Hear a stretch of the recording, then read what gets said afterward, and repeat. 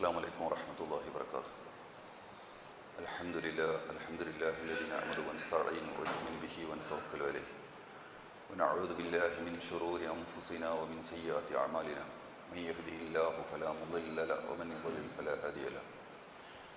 اللهم صل على محمد وعلى آل محمد كما صليت على إبراهيم وعلى آل إبراهيم بارك على محمد وعلى آل محمد كما باركت على إبراهيم وعلى آل إبراهيم إنك حميد مجيد.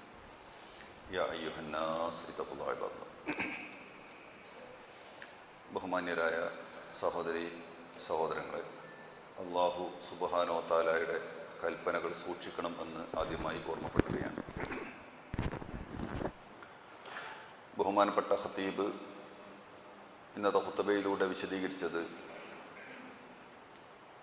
റമളാനും വിശുദ്ധ ഖുർആനും തമ്മിലുള്ള ബന്ധത്തെ സംബന്ധിച്ചാണ്. ഷഹ്റു റമളാൻ അല്ലദീ ഉൻസില ഫീഹിൽ ഖുർആൻ ഹുദൽ ലിന്നാസി വബയ്യിനാത്തിൻ മിനൽ ഹുദാ വൽ ഫുർഖാൻ. പരിശുദ്ധ റമളാനും ഖുർആനും തമ്മിലുള്ള ശക്തമായ ബന്ധം അള്ളാഹു അതിൽ വിശദീകരിക്കുകയാണ്. റമളാൻ മാസത്തിലാണ് അള്ളാഹു സുബ്ഹാനഹു വ തആലയുടെ മലഉൽ അഅലയിൽ നിന്ന് ഏറ്റവും അടുത്ത ആകാശത്തേക്ക് വിശുദ്ധ ഖുർആൻ അവതരിച്ചത്.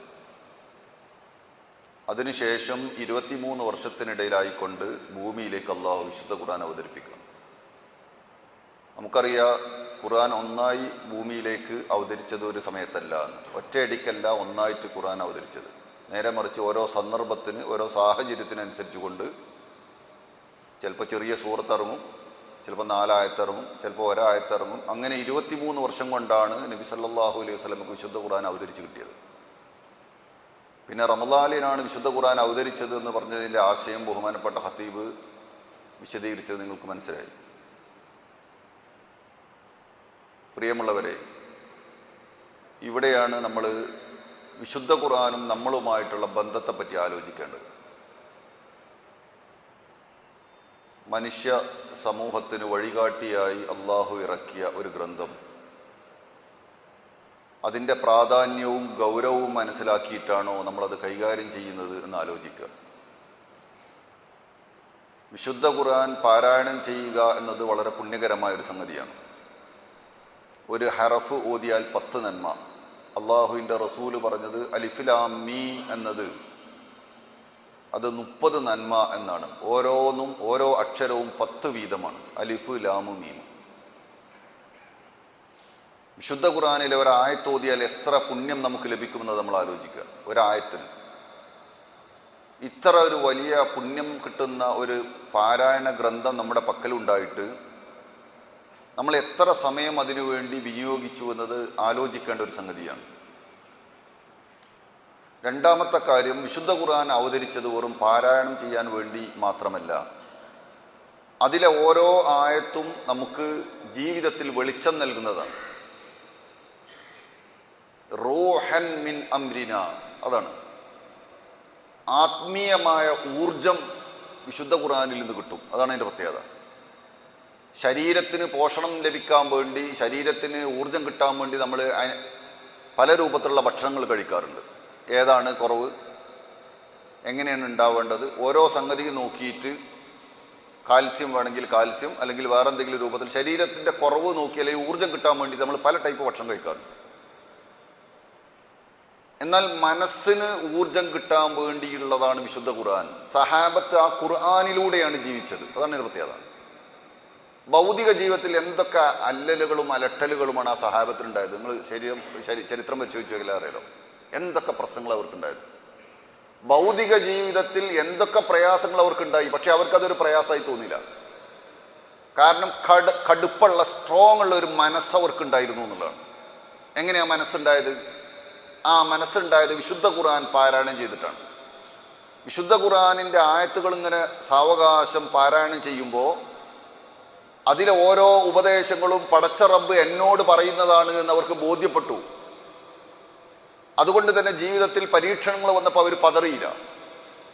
ജീവിതത്തിൽ പ്രയാസങ്ങൾ ഉണ്ടായപ്പോൾ അവർ ആത്മഹത്യക്ക് വേണ്ടി ആലോചിച്ചില്ല. ജീവിതത്തിൽ എന്തൊക്കെ ചരിത്രത്തിൽ തുല്യതയില്ലാത്ത രൂപത്തിലുള്ള പ്രയാസങ്ങളാണ് നബിയും സഹാബത്തും അനുഭവിച്ചത്. എന്നിട്ടും അവർക്ക് യാതൊരു കുലുക്കവും ഇല്ലാത്തൊരു ജീവിതം, ഒരു സ്ട്രോങ്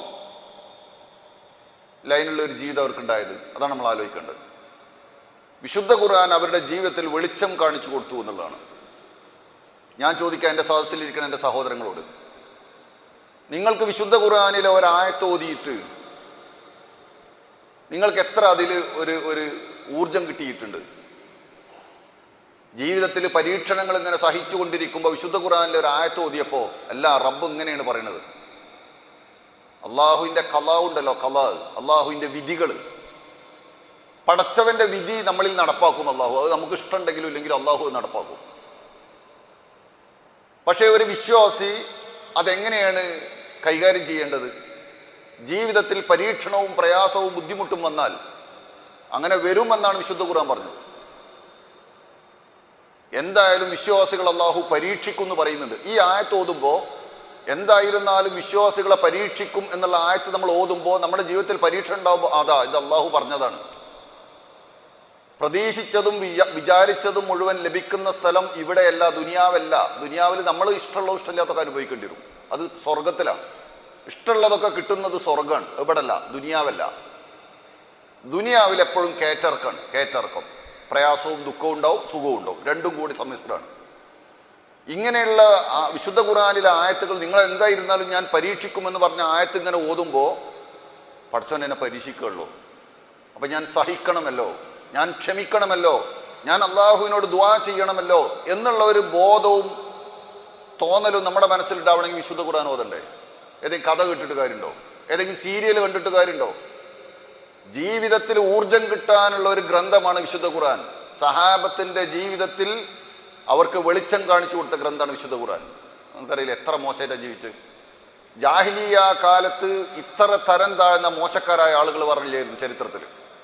ആ മനുഷ്യരോട് മാറി. എന്തേ മാറിയത്? എന്തെങ്കിലും വല്ല കുറുക്കുവഴി അതിനുണ്ടായിരുന്നോ? ഇല്ല, ഒരു കുറുക്കുവഴിയില്ല.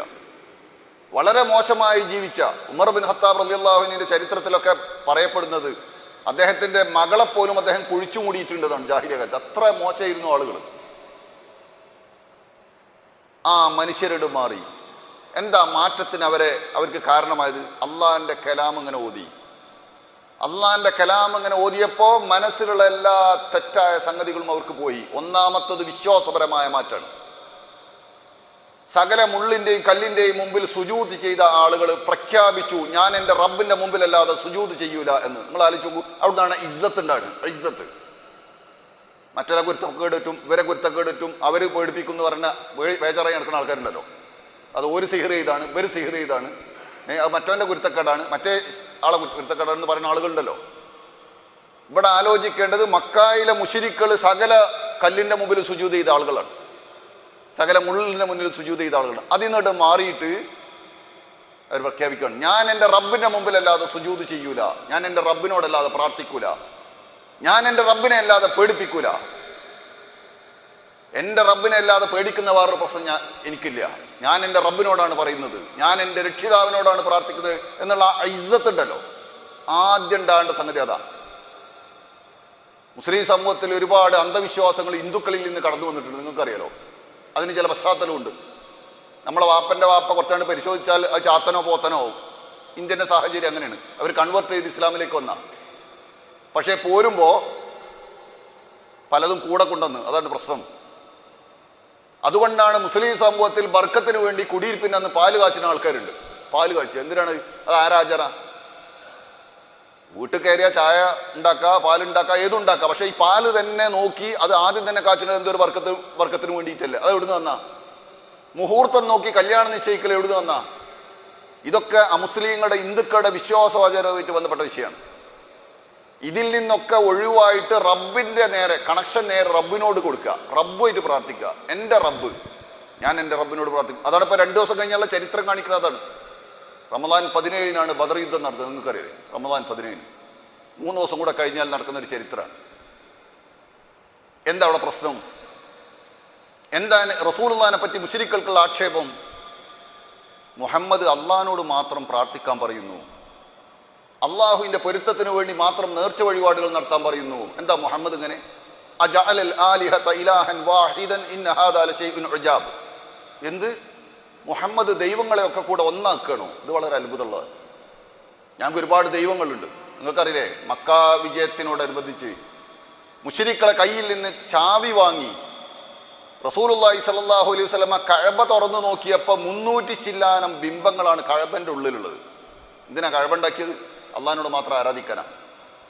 അള്ളാഹുവിനോട് മാത്രം ആരാധിക്കാനുള്ള ഒരു ഗേഹം, ഒരു വീടാണ് കഅബ. പക്ഷേ പിൻകാലത്ത് ആളുകൾ വിശ്വാസപരമായി മാറി. ഖുറൈശികളെ കൈമേൽ അതിന്റെ താക്കോലെത്തി. അവരുടെ എല്ലാ ദൈവങ്ങളെയും കൂടെ അതിൽ, ആ കൂട്ടത്തിൽ ഇബ്രാഹിം നബിയുടെയും ഇസ്മായിൽ നബിയുടെയും അർത്ഥം ബിംബങ്ങൾ അതിൻ്റെ ഉള്ളിൽ. നിങ്ങൾ ആലോചിച്ച് നോക്കൂ. അള്ളാഹുവിനോട് മാത്രം പ്രാർത്ഥിക്കണമെന്ന് പ്രാർത്ഥിക്കാൻ വേണ്ടി നിർദ്ദേശിച്ചുകൊണ്ടുണ്ടാക്കിയ വീട്ടിന്റെ ഉള്ളിലാണ് പിൻകാലത്തുണ്ടായ സംഭവങ്ങൾ. നമ്മൾ ആലോചിക്കണം. ബദർ യുദ്ധം ഉണ്ടായതും പ്രശ്നതാണ്. അള്ളാഹുവിനോട് മാത്രം പ്രാർത്ഥിക്കാൻ പറ്റുമോ അല്ലേ എന്നുള്ളതാണ് വിഷയം. മാത്രത്തിൻ്റെതാണ് വിഷയം. ബദർ യുദ്ധത്തിന്റെ വിഷയം മാത്രത്തിൻ്റെതാണ്. അള്ളാഹുവിനോട് മാത്രം പ്രാർത്ഥിക്കണമെന്ന് അള്ളാഹിന്റെ റസൂൽ പറഞ്ഞപ്പോ മക്കായിലെ മുശ്രിക്കുകൾ പറഞ്ഞു, അല്ല, അള്ളാഹുവിനോട് അല്ലാത്തവരോടും പ്രാർത്ഥിക്കാമെന്ന്. മക്കായിലെ മുശ്രിക്കുകൾ അള്ളാഹുവിനോട് പ്രാർത്ഥിക്കാറുണ്ട്. പക്ഷേ അള്ളാഹു അല്ലാത്തവരോടും പ്രാർത്ഥിക്കാം എന്നതാണ് ബദർ യുദ്ധത്തിന്റെ സന്ദേശം. ബദർ യുദ്ധം 2 ടീം തമ്മിലുണ്ടായത് അള്ളാഹു ഇല്ല എന്ന് പറഞ്ഞവരും അള്ളാഹു ഉണ്ട് എന്ന് പറഞ്ഞവരും തമ്മിലുള്ള ഏറ്റുമുട്ടലല്ല. ആകാശഭൂമികളെ സൃഷ്ടിച്ചതും സൂര്യചന്ദ്രന്മാരെ നിയന്ത്രിക്കുന്നതും ആരാണെന്ന് പ്രവാചകരെ നിങ്ങൾ മക്കായിലെ മുശ്രിക്കുകളോട് ചോദിച്ചാൽ അവർ പറയും അള്ളാഹു ആണെന്ന്. മക്കായിലെ മുശ്രിക്കുകൾക്ക് അള്ളാഹു വിശ്വാസമില്ലാത്തതൊന്നുമല്ല. മക്കായിലെ മുശ്രിക്കുകൾ അള്ളാഹ് ഇല്ല എന്ന് പറഞ്ഞതല്ല. പക്ഷെ ആരാധനയുടെയും പ്രാർത്ഥനയുടെയും വിഷയത്തിൽ അള്ളാഹു അല്ലാതെ ഇടയാളന്മാരെ ഉണ്ടാക്കി എന്നുള്ളതാണ് മക്കായിലെ മുശ്രിക്കുകൾ ചെയ്ത തെറ്റ്. അങ്ങനെയാണ് അവർ മുശ്രിക്കായത്. അള്ളാഹിന്റെ റസൂൽ പറഞ്ഞു പാടില്ല. കുൽ ഇന്നമാ അദു റബ്ബി വലാ ഉശ്രികു ബിഹി അഹദ. ഞാൻ എൻ്റെ റബ്ബിനോട് മാത്രമേ പ്രാർത്ഥിക്കുള്ളൂ. വിശുദ്ധ ഖുർആൻ നിങ്ങൾ ഓതല്ലേ? വിശുദ്ധ ഖുർആൻ നിങ്ങൾ ഓതിയിട്ട് ഇങ്ങനെ ഓതുമ്പോ 25ഓളം പ്രവാചകന്മാരുടെ ദുആകൾ, പ്രാർത്ഥനകൾ വിശുദ്ധ ഖുർആനിൽ കാണാം. 25ഓളം പ്രവാചകന്മാരുടെ പ്രാർത്ഥനകൾ. ഏതെങ്കിലും ഒരു സ്ഥലത്ത് ഒരു പ്രവാചകൻ മുന്നത്തെ പ്രവാചകനോട് പ്രാർത്ഥിച്ചതായിട്ട് നിങ്ങൾക്ക് കാണാൻ കഴിയും? ഒരു മോഡൽ, ഒരു സാമ്പിളിന് പടച്ചോൻ കാണിച്ചു തരണ്ടേ? എന്തെങ്കിലും ഒരു മോഡൽ. ഇബ്രാഹിം നബി ആദം നബിയോടോ, മുഹമ്മദ് നബി ഈസാ നബിയോടോ, ഈസാ നബി മൂസാ നബിയോടോ, ഇങ്ങനെ ഏതെങ്കിലും ഒരു പ്രവാചകൻ മുമ്പ് കഴിഞ്ഞു പോയ ഒരു പ്രവാചകനോട് പ്രാർത്ഥിച്ചത്, ഇനി നമ്മളുടെ ഭാഷയെ പറഞ്ഞ ഇസ്തിഗാസ നടത്തിയത്, സഹായം തേടിയത്, അങ്ങനെ വല്ലതും കാണുമോ? കാണുകയില്ല എന്ന് മാത്രല്ല, സൂറത്തു ജിന്നിൽ അള്ളാഹു പറയുന്നത് പ്രവാചകരെ പ്രഖ്യാപിക്കാൻ, കുൽ, പ്രഖ്യാപിക്ക പ്രവാചകരെ, ഇന്നമാ അദു റബ്ബി വലാ ഉശ്രികു ബിഹി അഹദ.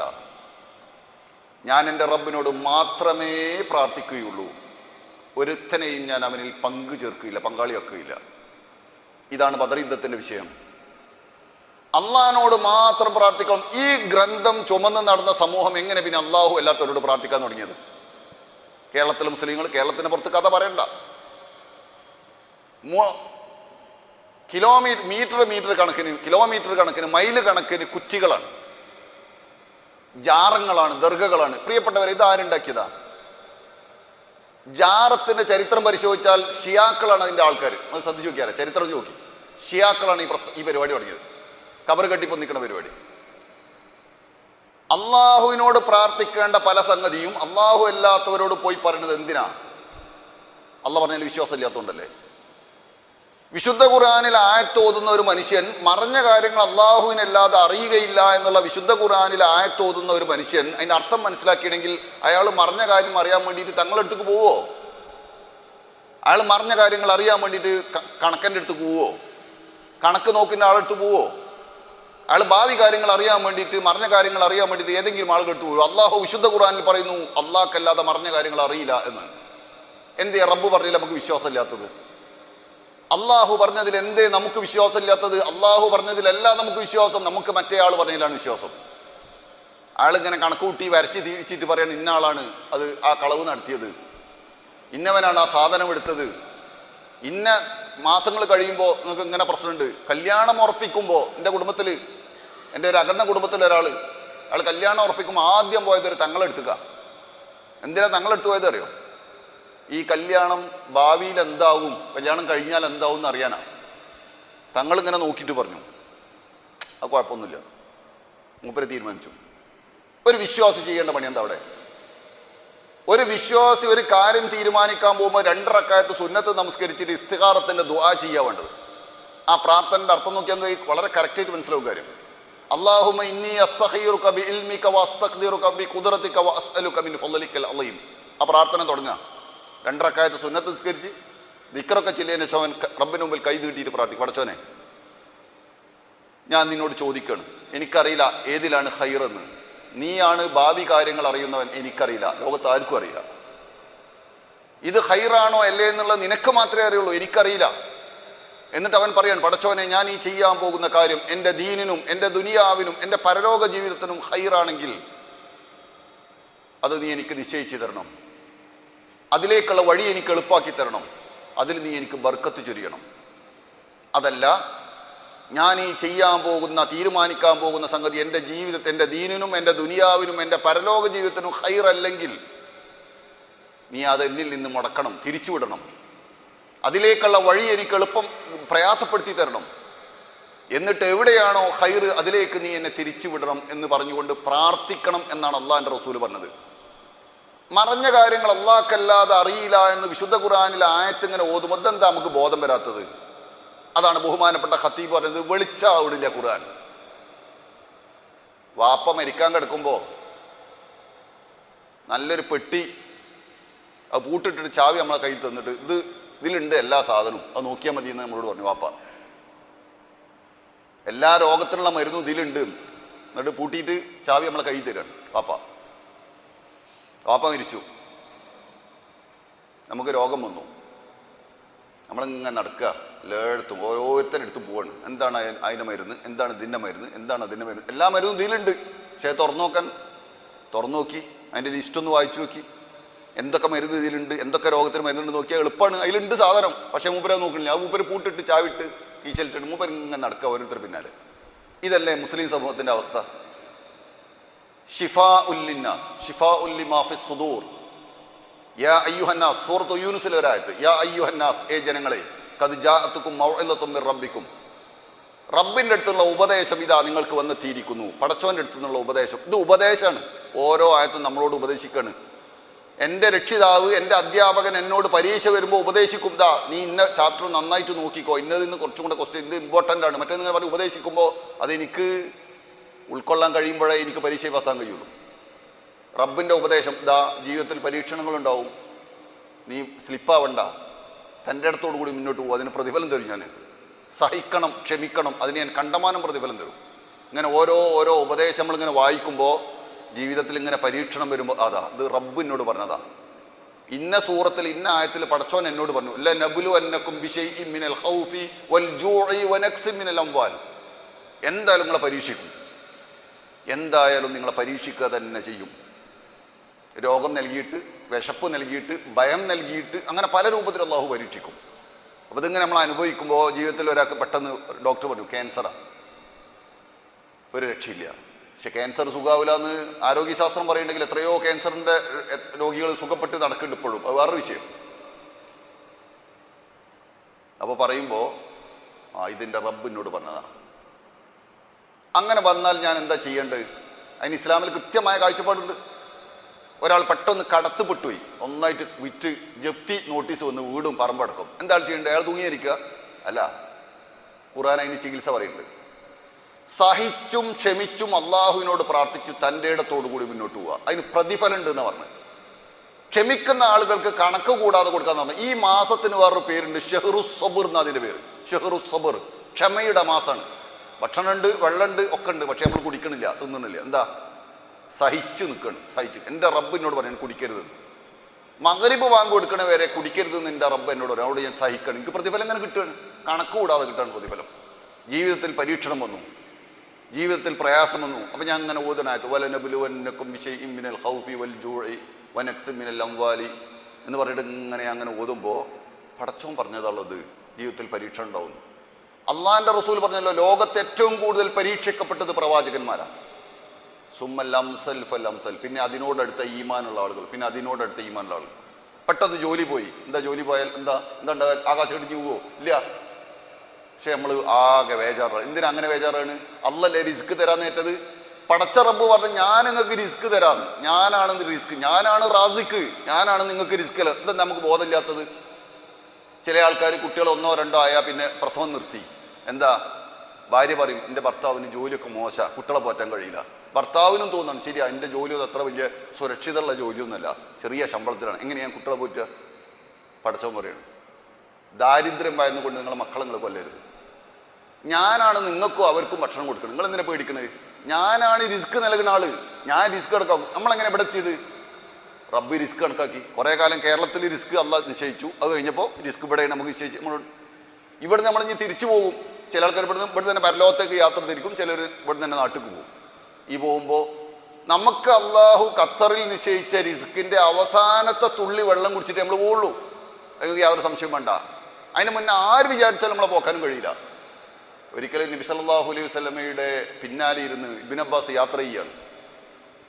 റസൂലുള്ളാഹി സ്വല്ലല്ലാഹു അലൈഹി വസല്ലമയുടെ ഒരു ഉപദേശം, മോനെ യാ ഗുലാം വഅല്ലിമുക ബികലിമാത്ത്, ഞാൻ നിനക്ക് കുറച്ച് കാര്യം പഠിപ്പിച്ചു തരാം,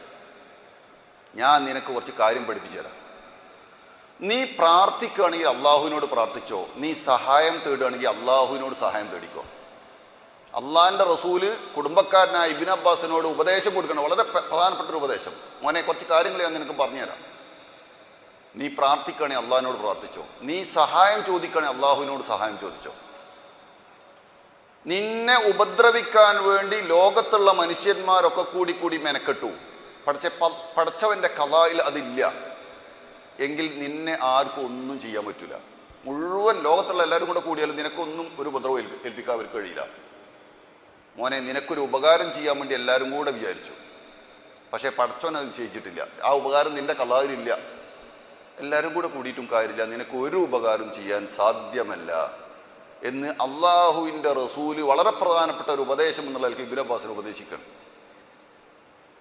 ഇത് മനസ്സിലായ ഒരു മനുഷ്യൻ എന്തിനാ അയാൾ കണ്ടമാനം അസ്വസ്ഥനാവേണ്ടത്? എന്തിനാ? അള്ളാഹിന്റെ കലാം ഇങ്ങനെ ഓതുമ്പോൾ എന്തിനാ നമ്മൾ അസ്വസ്ഥരാണ്?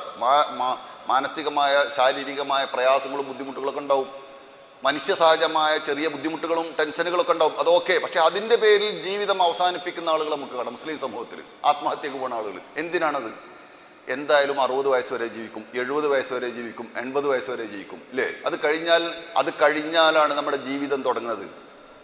അള്ളാഹ് ഖുർആനിൽ പറഞ്ഞത് അതാണ് ജീവിതം, നിങ്ങളെ ശരിയായ ജീവിതം പരലോകത്താണ്. പിന്നെ ഇവിടെ അതിന് കോപ്പ് കൂട്ടാൻ വേണ്ടിയിട്ട് നിങ്ങളെ പറഞ്ഞയച്ചതാണ്. ലിയബ്ലുവക്കും അയ്യുക്കും അഹ്സനു അമല, ആരാണ് ഏറ്റവും നന്നായിട്ട് പ്രവർത്തിക്കണമെന്ന് പരിശോധിക്കാൻ, ഏറ്റവും നന്നായി ആരാണ് അമല് ചെയ്യുന്നത് എന്ന് നോക്കാൻ, അത് പരീക്ഷിക്കാൻ, അത് പരിശോധിക്കാനാണ് ഈ ജീവിതം. അതാ ചെയ്യേണ്ടത്. ഓരോ സമയത്തും പടച്ചവൻ എന്നെ പരീക്ഷിക്കണം. ഇത് പടച്ചവന്റെ പരീക്ഷണമാണ്. ബനു ഇസ്രായേലിനെ പരീക്ഷിച്ചില്ലേ? എത്ര പരീക്ഷണങ്ങൾ അവരെ പരീക്ഷിച്ചേ, പക്ഷെ അവർ പരാജയപ്പെട്ടു ഈ പരീക്ഷണത്തിൽ. ശനിയാഴ്ച മീൻ പിടിക്കരുത് പറഞ്ഞു, പക്ഷെ അന്ന് കണ്ടമാനം മീൻ അള്ളാഹു കാണിച്ചു കൊടുക്കണം. വല്ലാത്ത പരീക്ഷണ അല്ലേ? നാട്ടിലൊക്കെ കണ്ടില്ലേ? പണ്ടൊക്കെ ഒരു പറമ്പെന്ന് ഒരു തെങ്ങ് പള്ളിക്കാം, പിന്നെ കാണാം ആ തെങ്ങുമ്പോൾ നന്നായി കായ, വേറെ തെങ്ങുമ്പോഴൊന്നും അതിന് വല്ലാതെ കായ ഉണ്ടാവില്ല. അപ്പൊ ഇയാളങ്ങ് മനസ്സിലിങ്ങനെ, ഞാൻ ഇപ്പൊ പള്ളിക്ക് ഒരു തെങ്ങ് കൊടുക്കാന്നല്ലേ ഏറ്റിട്ടുള്ളൂ, ഇതെന്നെ ആണെന്നൊന്ന്. ഇബിലീസ് ഉണ്ടാക്കുകയാണ് വിത്തന, ഇബിലീസ് ഇങ്ങനെ വിത്തന ഉണ്ടാക്കും. എന്നാലും ഒരു തെങ്ങ് കൊടുത്താൽ പറയും ഇതെന്നെ ആണെന്നുണ്ടോ. എന്നപ്പോ തൽക്കാലം ആ തെങ്ങ് മാറ്റി മറ്റേ തെങ്ങാക്കി. പിന്നെ കുറച്ച് കഴിഞ്ഞാണ് ആ തെങ്ങ് ഇടിയിട്ടിട്ട് പോയിണ്ടാവും. ഇങ്ങനെ പരീക്ഷണത്തിൽ മനുഷ്യന്മാർ പരാജയപ്പെടും. പരീക്ഷണമുള്ള പല നിലക്ക് ഇങ്ങനെ പരീക്ഷിക്കും. ഇത് ഖുർആനിൽ പറഞ്ഞ സംഗതിയാണ്, പരീക്ഷിക്കുന്നു. ബോധമില്ലാത്ത മനുഷ്യൻ എന്ത് ചെയ്യും? അങ്ങനെ ആലോചിച്ചിട്ട് അള്ളാഹ് ഇങ്ങനെ പരീക്ഷിക്കപ്പെടുത്തും, അതുകൊണ്ട് ഇനി മതി, നിരാശനായി. ചില ആൾക്കാർ താടിയൊക്കെ അത് കിട്ടി, അപ്പോഴാണ് ചില ആൾക്കാർക്ക് താടിയെക്കാൻ തോന്നുന്നത്. അത് വരെ റസൂലുള്ള സുന്നത്താണെന്ന് പറഞ്ഞ താടിയെക്കാൻ അവർക്ക് തോന്നിയില്ല. പക്ഷെ ജീവിതത്തിൽ നിരാശ വന്നപ്പോഴാണ് താടിയൊക്കെ നീട്ടി, മുടിയൊക്കെ നീട്ടിയിട്ട് ഓലിങ്ങനെ നടക്കണം. എന്താ പ്രശ്നം? ഒന്നും പറയണ്ട. ഭർത്താവിനോട് ചോദിച്ചാൽ ഭർത്താവിനോട് എന്താ പ്രശ്നം? ഒന്നും പറയണ്ട, ഞാനായിട്ട് ഓളോടെ ജീവിക്കണേ. ഓളോട് ചോദിച്ചാൽ പറയും ഒന്നും പറയണ്ട, ഞാനായിട്ട് ആ മൂപ്പരെ ഒപ്പിച്ചിട്ട് കൊണ്ടുപോകണം. ഇതെന്തിനാ അങ്ങനെ ആകുന്നത്? വിചാരിച്ചതൊക്കെ ഇവിടെ കിട്ടൂല എന്ന് ഖുർആൻ പറഞ്ഞതല്ലേ? വിചാരിച്ച കിട്ടുന്ന സ്ഥലം സ്വർഗ്ഗല്ലേ? പിന്നെ ഇവിടൊക്കെ വിചാരിച്ചു കിട്ടും, പിന്നെ പരലോകത്തും കിട്ടും. പിന്നെ എന്താ വ്യത്യാസം? പരലോകവും സ്വർഗവും ദുനിയാവും തമ്മിൽ എന്താ വ്യത്യാസം? ഇവിടെ കേറ്റർക്കാണ്, സുഖവും ദുഃഖവുമാണ് ഈ ജീവിതം. ഈ ജീവിതത്തിൽ തൻ്റെ ഇടത്തോടു കൂടി പോണെങ്കിൽ റൂഹൻ മിൻ അംരിന, വിശുദ്ധ ഖുർആനിലെ ആയത്ത് മനസ്സിൻ്റെ ഉള്ളിലേക്ക് ഇങ്ങനെ കയറ്റിയിട്ട് ഊർജ്ജം സംഭരിക്കണം നമ്മൾ. അതാ സഹാബത്ത് ചെയ്തത്. പകല് യുദ്ധത്തിന് പോണ ആളുകൾ, ബദർ യുദ്ധത്തിന്റെ ചരിത്രം നിങ്ങൾ കേട്ടില്ലേ? എത്ര ശുഷ്കമായ ടീമാ. യുദ്ധത്തിന് പോലുമല്ല അവർ പുറപ്പെട്ടത്. എന്നിട്ട് എന്താ അവർ ജയിച്ചത്? അവരടുത്തുള്ള ഒരു ഹിമ്മത്ത് ഉണ്ടായിരുന്നു, ഈമാൻ ഉണ്ടായിരുന്നു, കരുത്തുണ്ടായിരുന്നു. ആ കരുത്ത് ഖുർആൻ കൊണ്ട് നേടിയെടുത്തതാ. വിശുദ്ധ ഖുർആനിൽ ആയത്തുകൾ ഇങ്ങനെ ഓതിയിട്ട് കരുത്തുണ്ടായി. നമ്മൾ എത്ര ഓതിയ സഹോദരന്മാരെ, എത്ര എത്ര എത്ര പ്രാവശ്യം ഖുർആൻ ഓതിയിട്ടുണ്ട്. വല്ല കരുത്തും ഒരായത്തുണ്ടെങ്കിൽ ഒരു കരുത്ത് നമുക്ക് കിട്ടിയിട്ടുണ്ടോ? എന്താ കിട്ടാതെ പോയത്? അർത്ഥം പഠിക്കൂല. ഞങ്ങളോട് ചോദിക്കട്ടെ, നിങ്ങളെ ജീവിതത്തിൽ നിങ്ങൾ എത്ര ഭാഗം എത്ര സമയം വിശുദ്ധ ഖുർആന്റെ അർത്ഥം പഠിക്കാൻ വേണ്ടി ചെലവാക്കിയിട്ടുണ്ട്? ആഴ്ചയിൽ 1 മണിക്കൂറുള്ള ഖുർആൻ ക്ലാസ്സിന് പോലും പോകാൻ മടി കാണിക്കുന്ന ആൾക്കാരാ പലരും. ആഴ്ചയിൽ 1 മണിക്കൂർ, ബാക്കിയൊക്കെ ദുനിയാവാ. അള്ളാഹിന്റെ കലാമ് കേൾക്കാൻ അതിന് സമയമില്ല. എൻ്റെ ജീവിതത്തിലുള്ള പോരായ്മ എന്താണെന്ന് പരിശോധിക്കാൻ എനിക്ക് സമയമില്ല, എനിക്ക് ആലോചിക്കാൻ സമയമില്ല. ഞാൻ തിരക്കല്ലേ. എങ്ങട്ടാ തിരക്കണത്? 60 വയസ്സ് വരെ, 50 വയസ്സ് വരെ, 40 വയസ്സ് വരെ ഡിം ഒരു ആക്സിഡന്റിൽ കഴിഞ്ഞ കഥ. എന്തേ ഉണ്ടാക്കിയതൊക്കെ ഇവിടെ പോയത്? തിരക്ക് പിടിച്ച് ഓവർ ടൈം എടുത്തതിന്റെ അപ്പുറത്തെ ഓവർ ടൈം എടുത്ത് ഉണ്ടാക്കിയിട്ടുണ്ടല്ലോ കുറെ. എന്തായി അതുകൊണ്ട്? എന്തായി? ഒന്നും ഉണ്ടായില്ല. ആ സമയം അവൻ നിർബന്ധമായി അല്ല പറഞ്ഞ കുറെ സംഗതികളുണ്ടായിരുന്നു, അതൊക്കൊന്നും അവൻ നോക്കേണ്ടത്. ഖുർആൻ പഠിക്കുക നിർബന്ധമാണ്, ഖുർആൻ പഠിക്കണം. ഇത് ഞാൻ പറയില്ലേ, നമ്മൾ തുടക്കത്തിൽ ഞാൻ പറഞ്ഞല്ലോ, നമ്മളെ വിശ്വാസപരമായി തകർച്ചയിലെത്തിയ എന്തുകൊണ്ടാണ്? കേരളത്തിലെ മുസ്ലിങ്ങൾ, ഇന്ത്യൻ മുസ്ലിങ്ങൾ, നിങ്ങൾ കേരളത്തിന് പുറത്തു പോയി നോക്കി, ഓരോരുത്തരും സങ്കടങ്ങളും പ്രയാസങ്ങളും പടച്ച റബ്ബിനോട് പറയുന്നതിന് പകരം ദർഗയിലും ജാറത്തിലും പോയി. ഞാൻ ഒരിക്കൽ ഉത്തരേന്ത്യ പോയപ്പോൾ ഞാൻ നേരെ കണ്ടതാ. ഒരു സ്ത്രീ ഒരു കുട്ടി കൂടെ വന്നിട്ട് കബറിനെടുത്താണ്ട് സുജൂദ് കിടക്കണം. എന്താ സംഭവം? കുട്ടിയുടെ എന്തോ പ്രയാസകരമായ അസുഖം സുഖാകാൻ വേണ്ടിയിട്ട് അവിടെ കിടന്നിട്ട് പ്രാർത്ഥിക്കണം. എന്നോ മരിച്ചു പോയ ഒരാളോട്. നിങ്ങൾ ആലോചിച്ച് നോക്കൂ, വിശുദ്ധ ഖുർആൻ ഓതുന്ന ഒരാൾ എങ്ങനെ അങ്ങനെ പോവോ? വലാ തുസ്മിഉൽ മൗത, മരിച്ചവരെ നിനക്ക് കേൾപ്പിക്കാൻ കഴിയില്ല എന്ന് അല്ലാഹു വിശുദ്ധ ഖുർആനിൽ പറയണം. പ്രവാചകരെ, ഒരിക്കലും മരിച്ചവരെ നിനക്ക് കേൾപ്പിക്കാൻ കഴിയില്ല, ഒരിക്കലും മരിച്ചവർ കേൾക്കൂല പ്രാർത്ഥന എന്ന് വിശുദ്ധ ഖുർആൻ പറയുമ്പോൾ ഇതെന്തിനാ? ഇതിന്റെ തലകുത്തര വിശ്വാസം മുസ്ലിം സമൂഹത്തിൽ ഉണ്ടായത് എന്തുകൊണ്ടാ? ഖുർആൻ പഠിക്കാത്തോണ്ടാ. നിങ്ങൾ ഒരു ഇതിലും മെമ്പർഷിപ്പ് എടുക്കണ്ട, ഒരു കമ്മിറ്റിയിലും നിങ്ങൾ മെമ്പർഷിപ്പ് എടുക്കണ്ട, നിങ്ങൾ ഖുർആൻ പഠിക്കും. ഖുർആൻ പഠിച്ചിട്ട് വിശുദ്ധ ഖുർആനിൽ അള്ളാഹു അല്ലാത്തവരോട് പ്രാർത്ഥിച്ച വല്ല തുരുമ്പുണ്ടോ എന്ന് എവിടെയെങ്കിലും ഒന്ന് പരിശോധിച്ച് നോക്കി. തഫ്സീറില്ലേ, നിങ്ങൾ ഏത് ഗ്രൂപ്പിന്റെ തഫ്സീർ വായിച്ചാലും അതിൽ കാണൂല. നിങ്ങളൊന്ന് വായിക്കി ഓതി. എന്തേ മുസ്ലിം സമൂഹം ഇങ്ങനെ അള്ളാഹു അല്ലാത്തവരോട് പ്രാർത്ഥിക്കാൻ വേണ്ടി പോയത്? എന്തേ മുസ്ലിം സമൂഹം ഈ ജാറത്തിന്റെയും ദർഗന്റെയും ബാക്കിൽ നടക്കണേ? സങ്കടങ്ങളും പ്രയാസങ്ങളും എൻ്റെ റബ്ബിനോട് പറയുന്നതിന് പകരം ദർഗയിലുള്ള ഷെയ്ഖിനോട് എന്തിനാ പറയുന്നത്? അതിന് വല്ല രേഖയും തെളിവുണ്ടോ ഇസ്ലാമിൽ? പ്രിയമുള്ളവരെ, വല്ലാത്ത നഷ്ടം. ശിർക്ക് ചെയ്താൽ, പ്രാർത്ഥനയിൽ അള്ളാഹു അല്ലാത്തവരോട് മറ്റുള്ളവരെ കൂട്ടിയാൽ എല്ലാ അമലും നഷ്ടപ്പെട്ടു. വളരെ പേടിക്കേണ്ട ഒരായത്താണ്. പ്രാർത്ഥന അള്ളാഹിനോട് മാത്രമേ പാടുള്ളൂ. അതിൽ മറ്റുള്ളവരെ പങ്കു ചേർത്തിയാൽ അതിനല്ല കുറ്റം. നമസ്കാരവും നോമ്പും സക്കാത്തും ഹജ്ജും മുഴുവൻ ബാത്തിലായി. ഇതാണ് ആലോചിക്കേണ്ടത്. ഖുർആനിലേക്ക് മടങ്ങുക. ഹുദൻ ലിന്നാസ്, അതിൽ ജനങ്ങൾക്ക് ഹിദായത്തുണ്ട്, നേർവഴി കാണിക്കുന്നുണ്ട്. വബയ്യിനാത്തിൻ മിനൽ ഹുദാ വൽ ഫുർഖാൻ, സത്യവും അസത്യവും എന്താണെന്നുള്ള വളരെ കൃത്യമായിട്ട് പറയും. സത്യം എന്താണ്, അസത്യം എന്താണ് നിങ്ങൾ പഠിച്ചിട്ട് നോക്കിയിട്ട് നിങ്ങൾ പാരമ്പര്യം അങ്ങോട്ട് ഒഴിവാക്കി. പാപ്പ ചെയ്തതും ഉപ്പാപ്പ ചെയ്തതും തന്നെ നോക്കി നടക്കണ്ടല്ലോ. ഒക്കെ നമ്മൾ ദുനിയാവിന്റെ വിഷയത്തിൽ ഒഴിവാക്കിയതുള്ളൂ. വീടുണ്ടാക്കുന്ന വിഷയത്തിൽ, ഡ്രസ്സിന്റെ വിഷയത്തിലൊക്കെ ആ ഡ്രസ്സും വീടൊന്നല്ല അപ്പൊ ഒക്കെ മാറ്റി. അതിന്റെ നമ്മൾ മാറ്റിയത് നമുക്ക് തോന്നിയത് ശരിയല്ല, അതിനുവേണ്ടി കുറച്ചുകൂടെ മെച്ചതാണ്. പക്ഷെ ദീനിന്റെ വിഷയത്തിൽ വാപ്പനെ പറയുന്നത് എന്തിനാ? ഇത് എന്റെ വാപ്പ എങ്ങനെ പരിശീലിപ്പിച്ചത്, എൻ്റെ അപ്പാപ്പ എങ്ങനെയാണ് ചെയ്തത് എന്ന് പറയുന്നത് എന്തിനാ? ഖുർആനല്ലേ. അള്ളാഹിന്റെ റസൂല് വഫാത്താകുന്നതിന് മുമ്പ് ഉമ്മത്തിന് കൊടുത്ത വസിയ്യത്ത് എന്താ? ഞങ്ങളിൽ അധിക കാലം ഉണ്ടാവില്ല, നിങ്ങൾ ഈ ഖുർആനും സുന്നത്തും മുറുകെ പിടിക്കുക, ഞങ്ങൾ വഴിപിഴച്ചു പോകില്ല എന്ന് അള്ളാഹു നമ്മളോട് പറയാണ്. നിങ്ങൾ ഈ ഖുർആനും സുന്നത്തും മുറുകെ പിടിക്കുക, നിങ്ങൾ വഴിപിഴച്ചു പോകില്ല. നമ്മൾ എവിടെ മുറുകെ പിടിച്ചത്? നമ്മൾ ഏത് വിഷയത്തിലാണ് അതിലേക്ക് മടങ്ങിയത്? ആലോചിക്കുക. അള്ളാഹു നമ്മളെ കാത്തു രക്ഷിക്കുമാറാവട്ടെ. അള്ളാഹു വെളിച്ചമായി ഇറക്കി തന്ന ഗ്രന്ഥം അത് പാരായണം ചെയ്യുക, അതിൻ്റെ അർത്ഥം മനസ്സിലാക്കുക, അതിലെ ആയത്തുകളെ പറ്റി ചിന്തിക്കുക. അതല്ലാതെ പോയാൽ അള്ളാഹിന്റെ റസൂൽ നമുക്കെതിരിൽ പരലോകത്തുനിന്ന് പ്രാർത്ഥിക്കും, ഇന്ന ഖൗമി ഇത്തഖദൂ ഹാദൽ ഖുർആന മഹ്ജൂറ, എൻ്റെ ജനത ഖുർആൻ അവഗണിച്ചവരാണ് എന്ന് പറഞ്ഞുകൊണ്ട് അള്ളാഹിന്റെ റസൂൽ സ്വന്തം ഉമ്മത്തിനെതിരെ പ്രാർത്ഥിക്കും. അള്ളാഹു നമുക്ക് സ്വർഗം പ്രദാനം ചെയ്യട്ടെ. വിശുദ്ധ ഖുർആൻ പഠിക്കാനും അത് മനസ്സിലാക്കാനും അതിനെപ്പറ്റി ചിന്തിക്കാനുമുള്ള തൗഫീക്ക് അള്ളാഹു നമുക്ക് എല്ലാവർക്കും പ്രദാനം ചെയ്യട്ടെ. ലാ ഇലാഹ ഇല്ലല്ലാഹ് എന്ന കലിമത്തു തൗഹീദ് ഉച്ചരിച്ച് ഈമാൻ കിട്ടി മരിക്കുന്ന സ്വാലിഹുകളിൽ അള്ളാഹു നമ്മളെല്ലാവരെയും ഉൾപ്പെടുത്തട്ടെ. നമ്മളെ കൂട്ടത്തിൽ ഒരുപാട് ആളുകൾ പ്രയാസം അനുഭവിക്കുന്നു. മാനസികമായ പ്രയാസങ്ങൾ, ശാരീരികമായ പ്രയാസങ്ങൾ, രോഗങ്ങൾ, കടം കൊണ്ട് കഷ്ടപ്പെടുന്നവർ, ഇങ്ങനെ ഒരുപാട് രൂപത്തിൽ പ്രയാസങ്ങളും ബുദ്ധിമുട്ടുകളും അനുഭവിക്കുന്ന ആളുകളുണ്ട്.